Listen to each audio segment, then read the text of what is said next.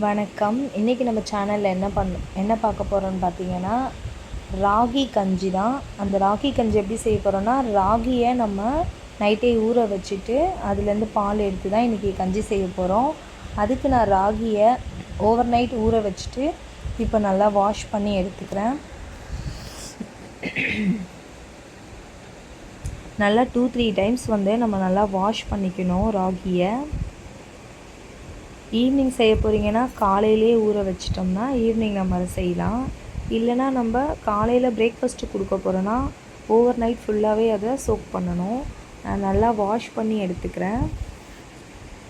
2-3 times நல்லா நம்ம water ஊற்றி வாஷ் பண்ணி முடிச்சுட்டு இப்போ நான் என்ன பண்ண போகிறேன்னா மிக்ஸி ஜாரில் மாற்றிட்டு இதை நல்லா மையாக அரைக்க போகிறேன். அவ்வளோதான். இப்போ நான் மிக்ஸி ஜாருக்கு மாற்றிட்டேன். இப்போது இதை நான் நல்லா கொஞ்சமாக தண்ணி ஊற்றி அரைச்சிக்க போகிறேன். நிறைய தண்ணி ஊற்றிடாதீங்க, ராகி சரியாகவே அரையாது. கொஞ்சமாக ஒரு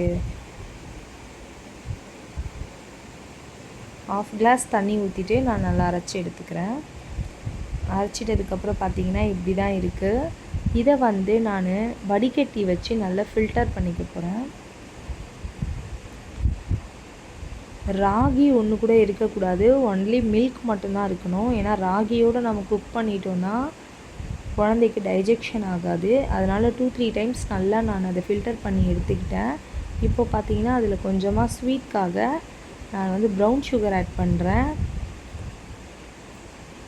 அவ்வளோதான். ப்ரௌன் சுகர் ஆட் பண்ணிவிட்டு இப்போ நான் சிம்மில் வச்சு இந்த ராகியை நான் என்ன பண்ண போகிறேன்னா இந்த மில்கை கிண்டி விட்டுட்டே இருக்க போகிறேன். நல்லா நம்ம அதை விஸ்க் வச்சு இல்லை கரண்டி வச்சு நம்ம கிண்டிகிட்டே இருக்கணும். இல்லைனா ரொம்ப கட்டியாகி அடி பிடிச்சிரும்.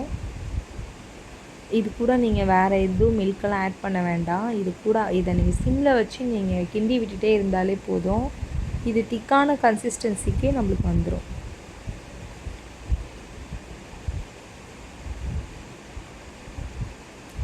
கைவிடாமல் கிண்டிகிட்டே இருங்க. கேஸ் நல்லா சிம்மில் வச்சுக்கோங்க. ஸ்பீடாக வச்சிங்கன்னா உடனே கட்டி ஆகிடும், அப்புறம் குக் பண்ண முடியாமல் போயிடும்.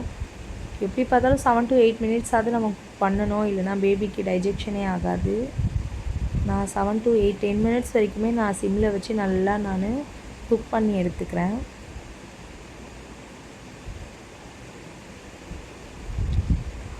ராகி நம்ம பிரேக்ஃபாஸ்ட்டாகவும் டின்னராகவும் கொடுக்கலாம். ராகி கொடுக்கறது மூலிமா பேபிக்கு இம்யூனிட்டி பவர் அதிகமாக இருக்கும், ஸ்ட்ரென்த்து கிடைக்கும், பேபி வெயிட் போடுவாங்க.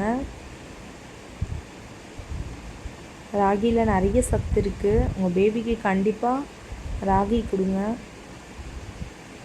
ராகி பால் எடுத்து கொடுக்குறது இன்னும் ரொம்ப நல்லது. இதை நீங்கள் ராகியை இதை ராகி மாவாக எடுத்தும் இதே மாதிரி ஒரு டேபிள் ஸ்பூன் போட்டு வாட்டர் ஆட் பண்ணி கொடுக்கலாம். நான் ராகியை ஊற வச்சு பால் தான் எடுத்து செஞ்சுருக்கேன். இது மாதிரியும் செய்யலாம். இல்லை நீங்கள் நல்லா ராகியை வெயிலில் காய வச்சு அரைச்சி எடுத்து பவுடர் பண்ணியும் நம்ம கஞ்சி செஞ்சு கொடுக்கலாம்.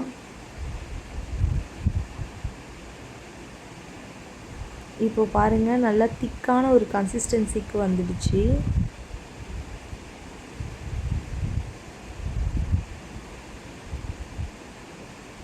இப்போவும் நம்ம கிண்டிகிட்டே தான் இருக்கணும், ஏன்னா இந்த ஸ்டேஜில் ரொம்ப அடி பிடிக்கும். இப்போ பார்த்திங்கன்னா நான் கொஞ்சமாக கீ ஆட் பண்ணிக்கிறேன். கீ ஆட் பண்ணிவிட்டு திரும்பவும் நான் கிண்டி விட்டுட்டே இருக்கேன். கீ கொஞ்சமாவது ஹீட் ஆகணும், அப்போ தான் டைஜஸ்ட் ஆகும்.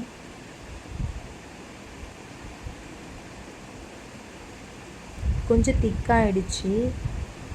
இந்த கன்சிஸ்டன்சிலே நம்ம பேபிக்கு நம்ம கொடுக்க ஆரம்பிக்கலாம். ரொம்ப தண்ணியாக இருந்துச்சுன்னா இன்னும் கொஞ்சம் நேரம் வச்சு நம்ம அதை ரெடி பண்ணலாம். எனக்கு கொஞ்சம் தண்ணியாக இருக்க மாதிரி தான் இருக்குது. நம்ம ஊட்டிகிட்டு இருக்கும்போது இன்னும் கொஞ்சம் தண்ணி விட்டுடும். அதனால நான் திக்கான கன்சிஸ்டன்சி வர வரைக்கும் இன்னும் ஒரு 2-3 மினிட்ஸ் வரைக்கும் குக் பண்ணுறேன்.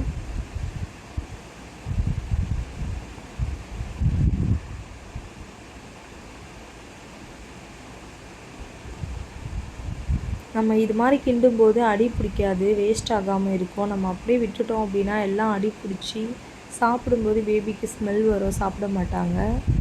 அதனால் நம்ம கொஞ்சம் நல்லா கிண்டி கொடுத்துட்டே இருக்கணும். அவ்வளோதான், போதும், ரெடி ஆகிடுச்சு. இப்போ நான் இதை ஒரு பவுலுக்கு ட்ரான்ஸ்ஃபர் பண்ணிக்கிறேன். இது கூட கொஞ்சமாக வாட்டர் சேர்த்து பேபிக்கு நம்ம மார்னிங் பிரேக்ஃபாஸ்ட், ஈவினிங் கூட நம்ம கொடுக்கலாம். இது மாதிரி நிறைய இன்ட்ரெஸ்டிங்கான வீடியோஸ் பேபி ஹெல்த்தி ஃபுட் நம்ம சேனலில் வந்துகிட்டே இருக்கும். சப்ஸ்கிரைப் பண்ணிக்கோங்க. தேங்க்யூ.